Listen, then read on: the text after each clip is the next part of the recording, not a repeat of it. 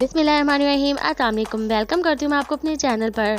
आज मैं आप लोगों के लिए चाय की ऐसी रेसिपी लेके आई हूँ जो सर्दी में होने वाली मुख्तलिफ बीमारियों से आप लोगों को महफूज रखती है।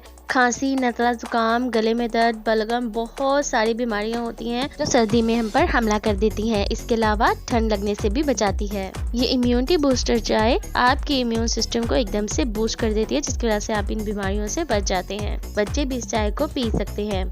तो एक सॉस पैन में मैंने मिल्क ऐड कर दिया है 2 कप्स, क्योंकि मैं 2 कप चाय बना रही हूँ। और अब इसके अंदर ऐड कर दूंगी मैं पत्ती मैं ऐड करी हूँ 2 टीस्पून। आप कोई सी भी ब्रांड की पत्ती यूज कर सकते हैं, जो भी आपके पास अवेलेबल हो आप वो ऐड कर दें। और साथ ही अब मैं इसके अंदर ऐड कर दूंगी शुगर मैं ऐड करी हूँ 2 टेबल स्पून, 2 खाने वाले चम्मच। और अब इसके अंदर ऐड कर देंगे 1 बादियन का फूल और 1 दालचीनी का टुकड़ा 1 इंच का है, इसे मैं ऐड कर दूंगी।